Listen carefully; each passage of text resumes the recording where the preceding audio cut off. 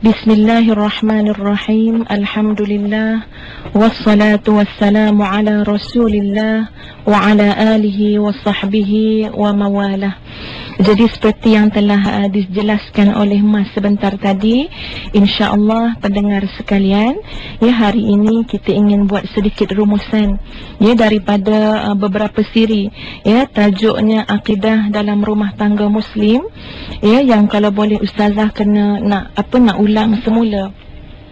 Sebab kita kata kesimpulan, ya, supaya ibu-ibu di luar sana, ya, tuan-tuan dan puan-puan dapat mengingatkan kembali bahawa dalam menanam akidah, kemantapan akidah dalam rumah tangga Muslim, ya, termasuk juga dalam pendidikan anak-anak, sekurang-kurangnya 5 perkara hendaklah kita lihat, ya.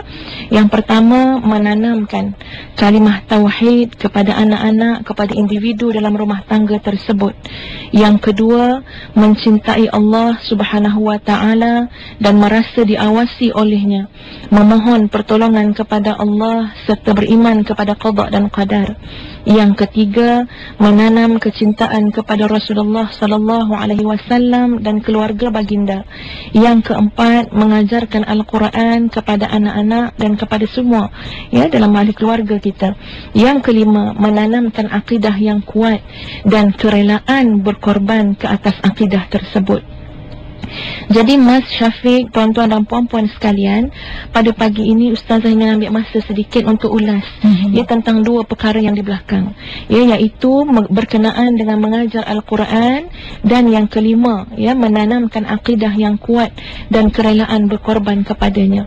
Ya, tuan-tuan dan puan-puan yang dirahmati Allah sekalian, mari kita lihat, ya, bahawa sebenarnya Allah Subhanahu wa ta'ala telah menurunkan Al-Quran yang kita sebut sebagai mukjizat kubra, ya, mukjizat yang paling agung yang Allah turunkan, iaitu Al-Quran, ya. Dan Al-Quran itu, mukjizat itu ada dalam rumah kita, mukjizat itu ada dalam beg kita, mukjizat itu ada dalam kereta kita. Tapi bagaimana orang yang duduk berdamping dengan mukjizat, yang mukjizat ada dalam rumahnya, dalam biliknya, tetapi rumah tangganya porak-peranda, ya, jiwanya tidak tenang, berkeluh kesah, ya, tidak taat kepada Allah dan sebagainya. Sedangkan mukjizat ini boleh melemahkan benda-benda yang tidak baik, ya, melemahkan musuh-musuh yang berdepan dengan Rasulullah sallallahu alaihi wasallam.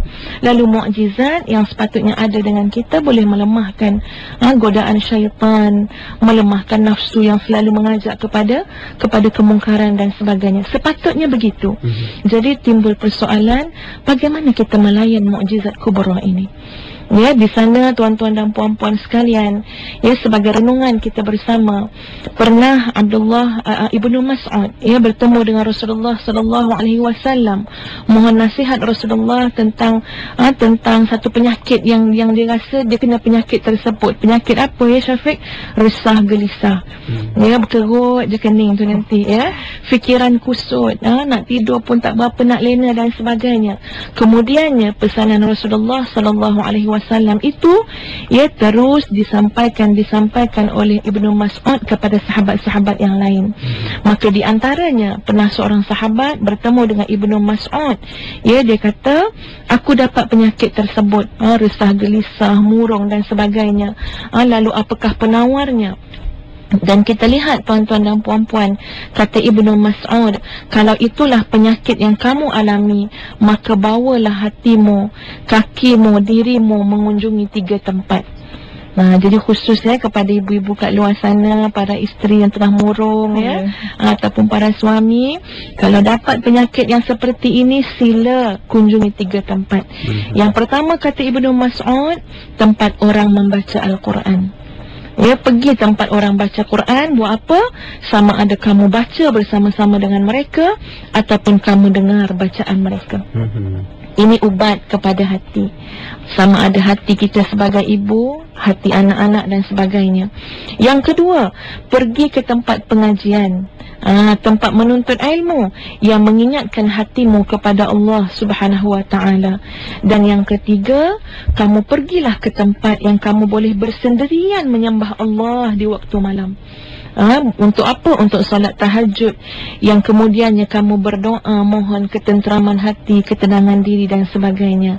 Andai kata Ibnu Mas'ud, ya, andai kata 3 perkara ini telah kamu lakukan tapi hati kamu masih berkeluh kesah, ya, kita akan nampak hati keluh kesah, nampak tindakan kita pun, ya, sangat agresif, ya.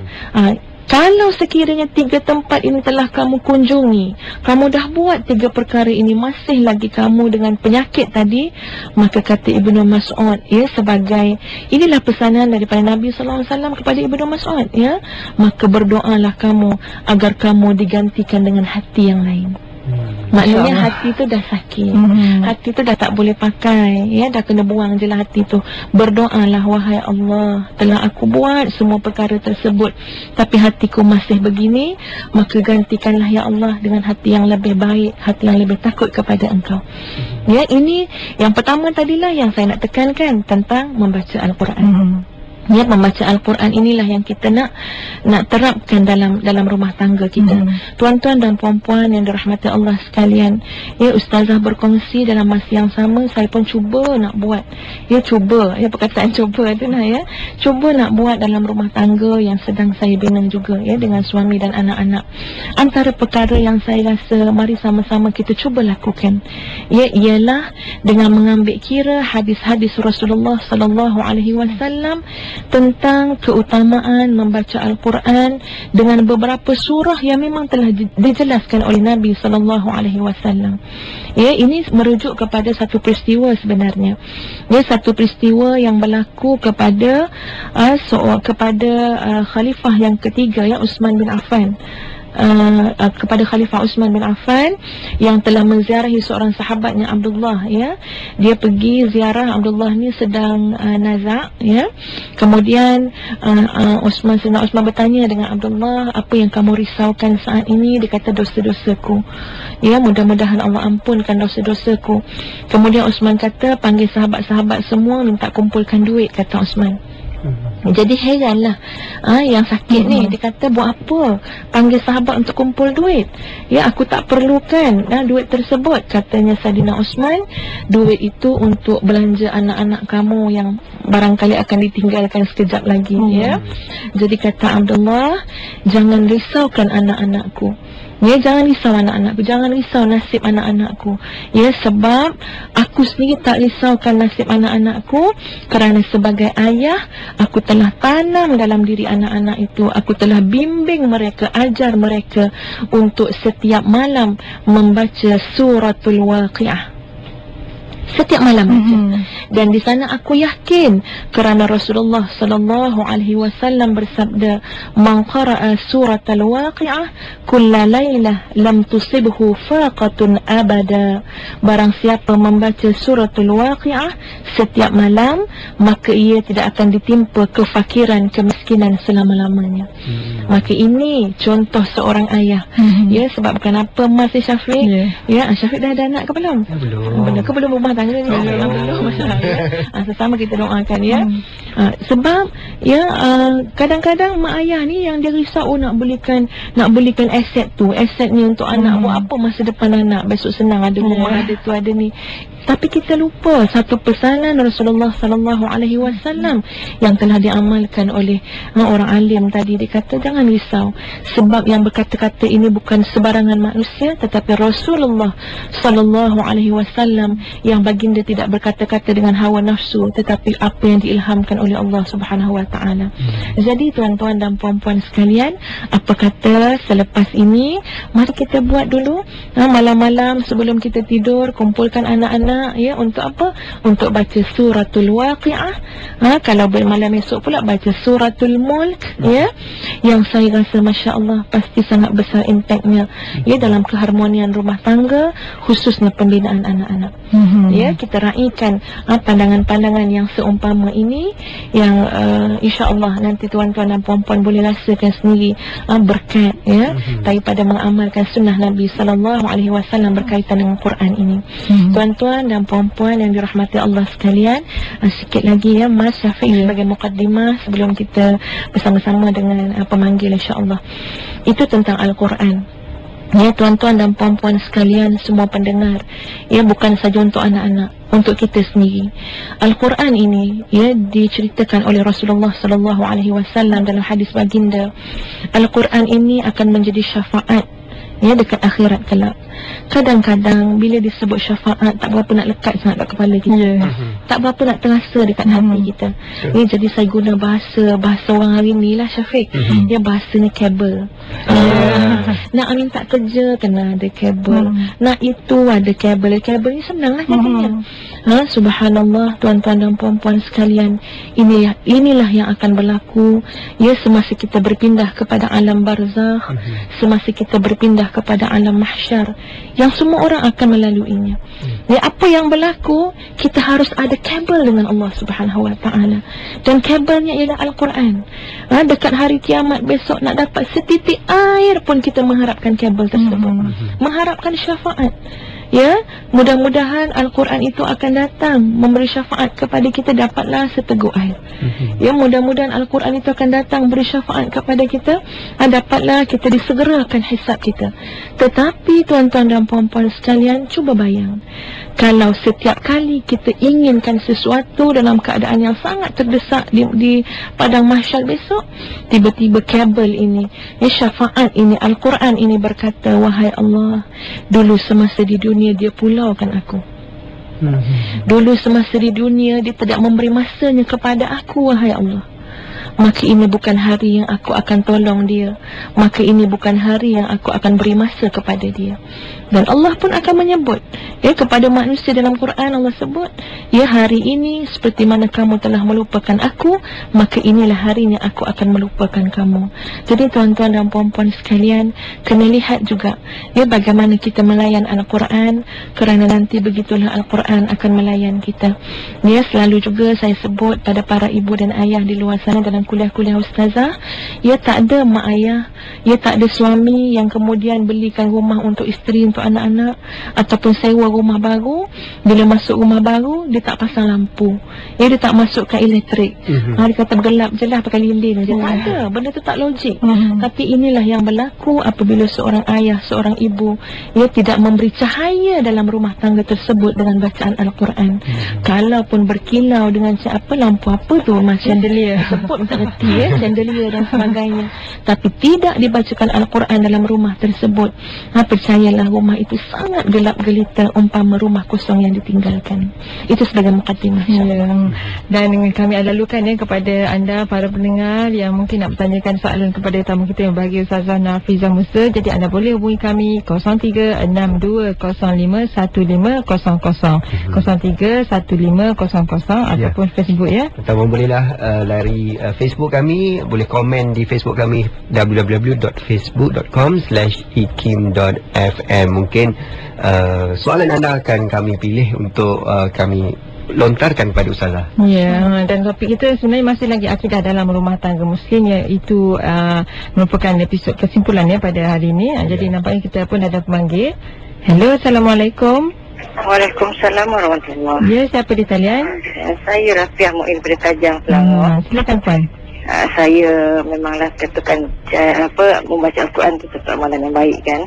Tapi macam mana kita nak arahkan, kita nak didik kaum keluarga kita membaca. Dia diajak kadang tak ada masa, tak sempat, lepas tu tak tahu, ajak belajar berat juga tak mau.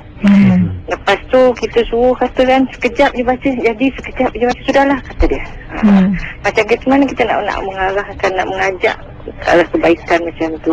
Sebab tengok kadang-kadang suasana rumah tangga pun kadang-kadang ada yang adalah masalah semua kan. Tapi mungkin kadang-kadang dia kata dah amalkan tapi tak nampak lagi. Kita katakan bukan masa dalam dekat ni kan, benda-benda tu semua makan masa kan. Tapi macam mana kita nak buat, Ustazah? Terima kasih Ustazah ya. Assalamualaikum. Waalaikumsalam warahmatullahi wabarakatuh. Jadi kita pemanggil lagi ya. Hello, Assalamualaikum. Waalaikumsalam. Hello. Assalamualaikum. Waalaikumsalam warahmatullahi. Siapa di talian? Saya Kadir, Pengenalan dari Gombak. Silakan Cik Kadir. Assalamualaikum Ustazah. Assalamualaikum warahmatullahi. Yang saya hormati lagi, saya senang dengar lah Ustazah bila buat siapa ni buat kuliah ni. Saya Cik Kadir. Saya nak minta tanya Ustazah Ya saya. dari isteri yang punya 5 orang nak. Ya saya. apa saya dapat tengok lah, Ustazah sarankan bacaan Quran apa semua ni. Perlu diamalkan lah, perlu berterusan nak istiqamah lah. Jadi saya cuba apa sampaikan mesej kepada isteri saya lah untuk dia lebih apa lakukan lah perkara tu. Jadi dia ada kata dia okey kata tu dia apa jemu pun nak amalkan. Jadi saya minta Ustazah bagi tip, bagi tahu lah kaedah yang mungkin dia lebih rasa itulah untuk diamalkan lah. Lagipun Ustazah ni seorang yang dia agak apa ni lah, hormati dan senang lah dengan itulah. Okey, terima kasih. Hello, Assalamualaikum. Assalamualaikum warahmatullahi. Ya, siapa di talian? Saya Muhammad dari Kuala Lumpur Baru. Cerita. Saya Encik Muhammad. Semua saya tak ada soalan nak di kelas, cuma saya nak kongsi pengalaman. Apa yang Azhar cakap tadi tu memang benar lah. Benar sangat kepada mengajak pada umat Islam sekarang ni. Baik pada Al-Quran lah. Kerana saya sendiri pun dan keluarga saya Alhamdulillah, setakat ni syukur Alhamdulillah. Memang saya diwajibkan kepada anak-anak saya. Lepas maghrib dimestikan membaca Quran. Pada anak saya, Alhamdulillah lah setakat sampai ni. Memang dia punya impact tu, dia punya kesan tu memang memang cahaya tu memang nampak lah. Menampak. Itulah kepada umat Islam dan mengajak pada pengamal saya lah, mengajak kita balik kepada berdekat pada Al-Quran lah. Apa yang telah Ustazah benarkan cakap tadi tu memang benar sangat, memang benar. Itu sajalah. Baik, terima kasih. Kepada. Hello, Assalamualaikum. Assalamualaikum. Waalaikumsalam warahmatullahi. Siapa di talian? Ya, ni aku Selamat daripada Ustaz. Ya, siapa ya? Ustazah? Ya, saya Ustazah. Sila. Ya, saya nak tanya. Aku ada masalah untuk Ya, sila puan, sila. Nak tanya ni. Ya, saya.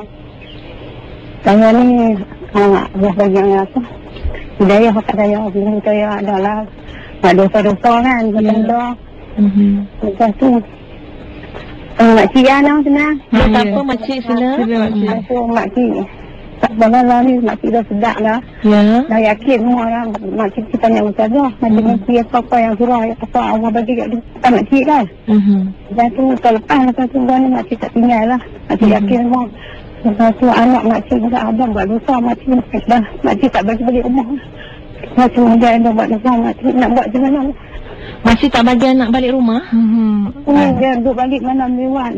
Dia danda. Lepas tu kan makcik larang dia tak mau dengar. Dia balik ku lewat-lewat tu makcik dia bila balik dia masuk rumah makcik pun pulang makcik. Umur dia berapa? Umur dia 24 dah sekarang. Dia ada anak satu. Lelaki ya? Perempuan. Oh, perempuan. Lepas tu dia duduk pergi rumah sewa, dia ada bawa lelaki lain. Lepas tu makcik nak buat macam mana, makcik dah dia tak dengar. Makcik dia tak cakap dengan makcik sekarang. Ya, saya baik makcik insya-Allah. Okey, terima kasih makcik. Waalaikumsalam. Jadi mungkin jawab yang itu dulu ya, Mas. Kita pun terlupa nanti. Bismillahirrahmanirrahim. Baik, ada 4 pemanggil yang dapat kita raikan pada hari ini. Yang pertama sekali daripada Puan Rafi'ah ya. Tentang macam manalah nak ajak ahli keluarga ni supaya rajin baca Quran. Ini di antara perkara yang selalu akan kita tempuh ya, bagi orang yang dah ada kesedaran untuk nak menyebarkan kebaikan tu kepada orang lain. Dia akan bermula dengan mengajak lah. Dia mengajak adik-beradik, mengajak anak-anak, mengajak suami. Tetapi apakan daya saat kita mengajak dan berdakwah ini ya, kadang-kadang sebab Allah nak naikkan lagi pahala kita tu ya, maka adalah beberapa bentuk ujian yang harus kita lalui. Antara lain orang tidak mengindahkan sangat ya kita punya ajakan dakwah dan sebagainya. Tapi mudah-mudahan satu peristiwa yang akan saya kongsikan dengan Puan Rafi'ah ni boleh menjadi satu inspirasi insya-Allah ya. Memang ada satu hamba Allah yang bercerita dengan saya bagaimana dia selalu bercakap dengan adik-beradik dia tentang dekatkan diri dengan masjid. Ya, dakwah dia dekatkan diri dengan masjid.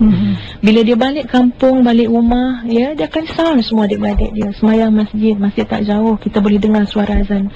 Tapi masya-Allah boleh sampai kelahi Ya boleh sampai bergaduh, berselisih pendapat. Ya sampai sampai bengang-membengang lah kita kata. Tak seronok bila kalau dia balik tak seronok. Sebab apa, kerja dia saya ajak orang pergi masjid. Ya. Tetapi ya barangkali berkat kesabaran, ya tak pernah berhenti. Soal suka tak suka cakap juga. Satu hari ya hamba Allah tu kongsikan balik semula dengan ustazah. Ya baru saja dia kata dia balik kampung, datang balik adik-adik tersebut, adik-beradik tersebut. Dia kata betul lah selama ini apa yang abang cakap. Yang ini kita nak teruskan dakwah ini Puan Rafiah. Kita ajak dengan kebaikan, ya. Satu hari nanti akan ada insiden dalam hidup dia yang menyebabkan dia akan recall balik semua dakwah kita. Ya, sebab tu kita kata tanam saja, berikan saja, insya-Allah nanti akan ada pertolongan Allah, ya, untuk beri hidayah kepada mereka. Akhirnya dia kata, bang betul lah selama ni ajak pergi masjid apa semua, tapi ketika itu hidup dia mewah. Dia masa tu hidup dia mewah, senang, ya, duit banyak dia kata. Ya, jadi tak terasa sangat keperluan nak dekatkan diri dengan rumah Allah tersebut. Tetapi Allah datangkan ujian pada dia. Dia rasa sekarang ni sesak sangat duit ni, parah-parah hidung dia ni, ya. Ya, ekonomi ni sangat sempit sampai dia teraba-raba nak mencari bagaimana lagi nak melepaskan diri daripada masalah ekonomi ini. Ketika itulah matanya tertumpu kepada masjid. Hatinya mula ingat balik yang abang kakak duk cakap ni, ya, dekat diri dengan masjid. Lalu akhirnya dia kata bermulalah langkah dia ke masjid dengan rasa redha, dengan rasa rela, dengan rasa bersalah, dengan rasa insaf. Ya, satu insiden yang Allah beri kepada dia, yang akhirnya dia recall semua nasihat dan dakwah daripada orang-orang terdekat dengan dia. Puan Rafiah, harapan ustazah tidak ada kejemuan dalam berdakwah. Cakap je lah, ya, dapat pahala juga. Cakap je kan, ya. Ajak sajalah, cuma kita kena lebih kreatif lah. Ya, kena lihat juga, janganlah kita mengajak saat orang tengah letih, ya, ataupun yang menimbulkan rasa jemu dan bosan, ya. Cuba buat suasana tu lebih menarik, tidak terlalu lama dan sebagainya. Ya, barangkali kalau dia naik kereta yang kita pasang kisah Quran yang alunan merdu dan sebagainya, kan, ya. Bertaranum supaya boleh menyentuh perasaan mereka. Itu tentang Puan Rafiah. Yang kedua, Encik Kadir, ya. Encik Kadir, macam mana nak cakap dengan isteri ni kadang-kadang okey, kadang KO, ya. Kadang dengar, ya. Baik, ini ada kaitan juga dengan sikap manusia, ya. Manusia ni mudah jemu, ya, sebab Ustazah cakap ni secara praktikal rasanya. Katalah saya sendiri, ya, nak buat pada anak-anak, nak buat setiap malam sebelum tidur baca suratul Waqiah, baca suratul Mulk. Kadang-kadang saya lihat muka anak tu bosan, ya. Agaknya kalau maknya pergi outstation seronok sikit, ya. Nampak macam bosan. Jadi kita kena meraihkan kebosanan tersebut. Ya, ada kalanya nampak dia macam letih, dia ngantuk lah, tak apalah, tak payah buatlah malam ni, kita selawat je lah. Maknanya adanya tolak ansur, ya, timbang rasa. Kita menunjukkan sebenarnya semua yang kita suruh kepada anak, kepada isteri, betul-betul terbit daripada rasa kasih dan sayang. Ya, mungkin Cik Kadir kena pegang kot tangan isteri tu, kena sama-sama. Maknanya kalau time-time dia malah, time-time dia, kita beritahu semua ni kita buat sebab sayang. Kita nak pastikan kita bukan berkumpul atas dunia saja, nak sampai masuk dalam syurga anak beranak kita, ya. Lagi best kan dalam nikmat yang kekal abadi.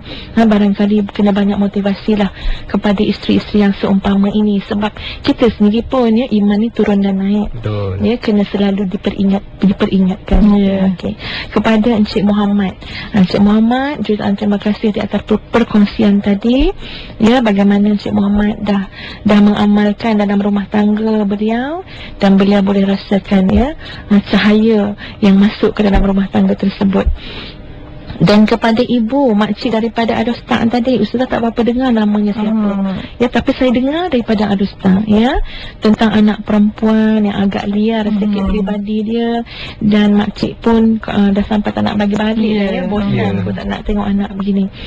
Okey, baik tuan-tuan dan puan-puan, khususnya para ibu di luar sana, ya, juga untuk diri saya sendiri, kita tak boleh menjangkakan, ya, bagaimana agaknya anak-anak yang bakal makin besar macam mana agaknya jadi. Tak boleh menjangkakan benda tu, ya. Jadi tuan-tuan dan puan-puan sekalian, para ibu, kita kena kuatkan semangat, kuatkan hati, kan kuat kita tu dengan Allah Subhanahu Wa Taala untuk menjadi pembimbing. Kita bukan menjadi pembimbing kepada anak di saat dia baik-baik saja.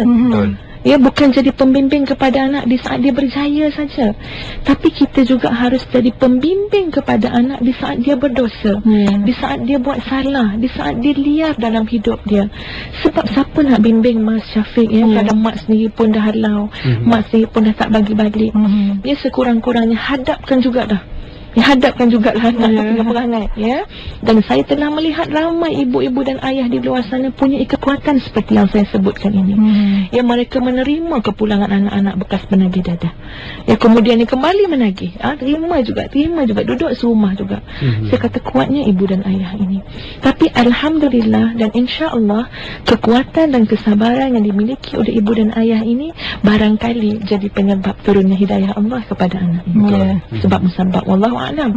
Ya, tapi ini yang Ustaz saya ingatkan pada diri sendiri juga, ya, kita jadi ibu yang sentiasa membimbing. Sebab orang buat salah ni pun bukan selama-lamanya dia salah, tapi orang yang buat salah akan boleh jadi melompat naik status jadi orang yang paling baik bila mana dia dibimbing untuk bertaubat kepada Allah Subhanahu wa taala. Jadi akan sampai saat itu insya-Allah. Ya, di antara masa-masa yang baik sangat untuk bagi peringatan kepada orang-orang yang lalai saat dia susah. Jadi kita intai-intai dia. Ya, masa bila dia susah, masa bila dia sakit. Bila sampai masa tu, itu antara masa yang terbaik untuk kita dekati mereka.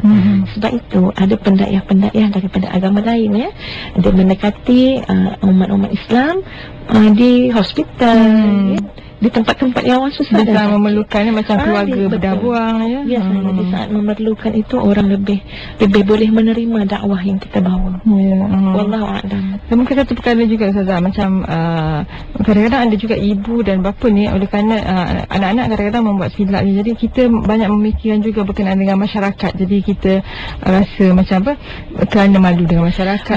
Bagus sekali soalan Mas tu, Mas, ya. Kadang-kadang Ustaz nak cakap pasal ni tapi tak ingat, ya. Tapi Mas tanya, baik, tuan-tuan dan puan-puan yang dirahmati Allah sekalian, pandangan saya ini boleh saja untuk ibu ayah dengan anak-anak ataupun suami isteri. Apa yang berlaku kadang-kadang dalam kita nak membentuk orang-orang, terutama yang terdekat, kita telah bercampur-campur di antara pandangan Allah dengan pandangan makhluk. Itu yang berlaku. Ya, contoh, ya, kita geram suami tak pergi masjid, semayangnya lewat, ya, entah macam-macam lagi lah, ya. Jadi kita ni, kita di bawah tekanan. Semasa kita nasihat tu di bawah tekanan. Sebab apa? Dalam kepala otak kita sendiri setaku pendakwah ni adalah pandangan-pandangan daripada kawan-kawan kita, pandangan-pandangan daripada jiran-jiran kita. Jadi uslub kita, kata-kata kita, intonasi kita bila nasihat suami tinggi sokmo. Ya, sebab apa? Sebab kita ni pun mengingatkan orang ni, ya, bang tak boleh ke pergi masjid, rumah sejengkal. Apa kata tu imam macam-macam, ya, itu contohnya. Selama mana dakwah kita tersekat dengan pandangan makhluk, kita pun susah hati, Mas. Dan Ustazah pun pernah melalui benda macam tu. Ya, sebab kita fikir nanti orang ni macam ni, orang kata macam kita nak jaga sangat, ya. Tetapi setelah kita belajar untuk mengikhlaskan diri, ya, bahawa kita ini hanya diperintahkan oleh Allah untuk menyampaikan seruannya, mengajak manusia kepada kebaikan, mencegah kemungkaran. Sedang natijah itu kita redakanlah apa yang berlaku, serahkan saja kepada Allah Subhanahu wa taala. Jadi seorang pendakwah, seorang isteri, seorang ibu, suami yang lapang hati ni, pendekatannya akan berubah. Ya, dia tak risau lagi dah. Sebab dia tahu, Allah telah tahu bagaimana pagi, petang, siang, malam dia mengingatkan suami dan anak-anaknya dengan ikhlas. Soal dia nak berubah, insya-Allah dia penuh keyakinan dengan Allah, Allah takkan sia-siakan dunia dan akhirat. Ya, jadi sebagai ibu, suami, isteri, ya, kita letakkan dakwah yang kita bawa, perubahan yang kita harapkan ini, ganjarannya, perhatiannya, pandangannya hanya daripada Allah Subhanahu wa taala. Ya, dan Allah tidak pernah menghukum kita bila mana kita telah melakukannya. Ya, tak pandang jelek pun kepada kita yang barangkali masyarakat di luar sana pandai-pandai kata isteri ustazah tapi suaminya teruk, contoh, kan, ya.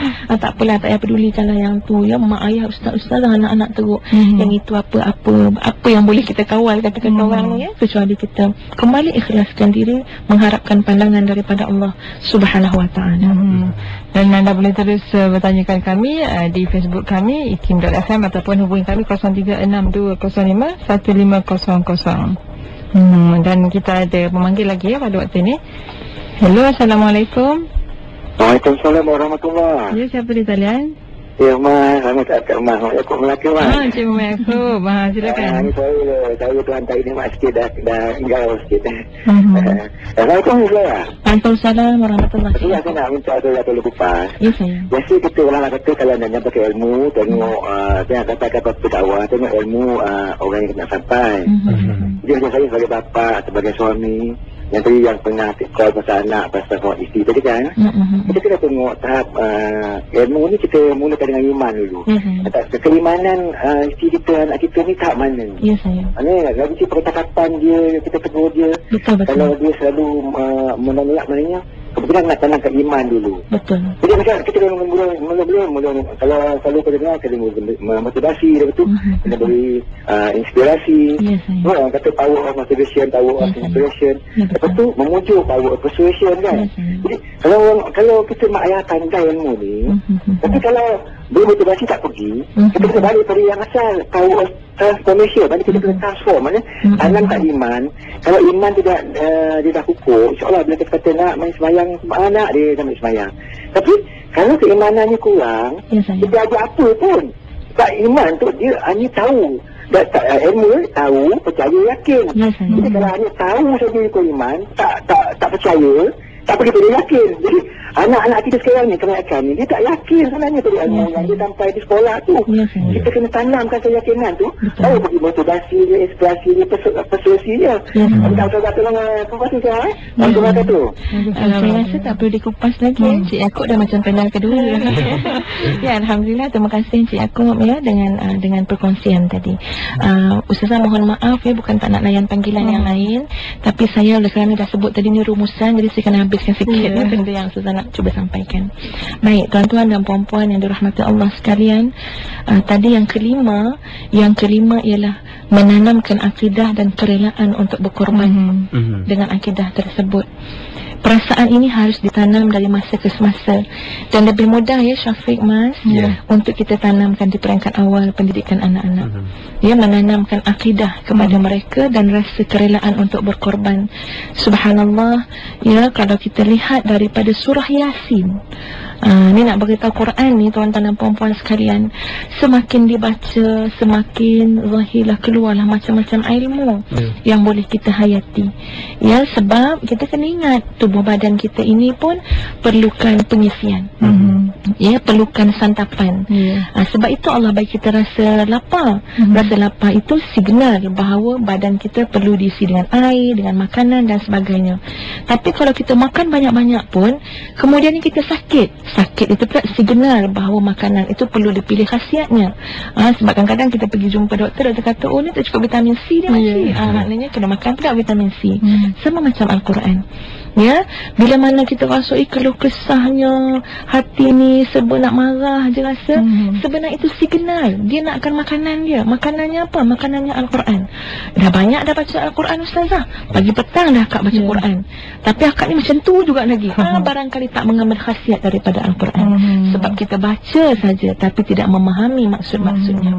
Kalau kita menyingkap maksud-maksudnya tuan-tuan dan puan-puan sekalian, ia tidak akan pernah habis ilmu Allah Subhanahu Wa Taala. Dan yang nak Ustazah kongsikan ini, apa yang boleh kita fahami daripada surah Yasin, yang barangkali tuan-tuan dan puan-puan di luar sana selalu baca setiap malam Jumaat, ya, yang di Masjid Surau. Biar kita dapat memahami maksud yang sangat dalam daripada surah Yasin yang boleh dikaitkan dengan rela berkorban, rasa kebersamaan untuk menjunjung akidah ini dan nak share akidah ini dengan orang lain.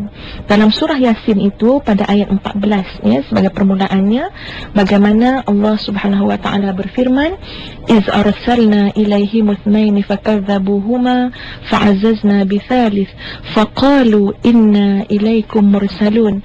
Ketika kami mengutus kepada mereka dua orang utusan, lalu mereka dustakan keduanya. Kemudian kami kuatkanlah utusan yang ketiga. Maka ketiga utusan itu berkata, sesungguhnya kami adalah orang-orang diutus kepadamu. Baik, saya cuba ringkaskan Mas dan Syafiq. Tiga orang ini Nabi yang diutuskan oleh Allah Subhanahu Wa Taala kepada satu tempat. ya, tapi didustakan yang kedua yang awal, datangkan yang ketiga. Yang menariknya dalam surah Yasin ini kemudiannya, dalam ayat yang ke-20 Allah menyebut, dan datanglah dari ujung kota seorang laki-laki, iaitu Habib An-Najjar dalam riwayat. Dengan bergegas dia berkata, hai kaumku, ikutilah utusan-utusan itu. Tuan-tuan dan puan-puan sekalian, dah ada 3 nabi dah. Tetapi Allah sebut dari hujung kota tersebut, dari hujung kampung. Maknanya kesedaran untuk menerima akidah, untuk berjuang dengan akidah tersebut, untuk berdakwah tersebut, walaupun dah ada 3 orang utusan daripada Allah, tapi tetap menggerakkan hati seorang pemuda daripada hujung kampung untuk turut sama berdakwah, menerima dakwah tersebut.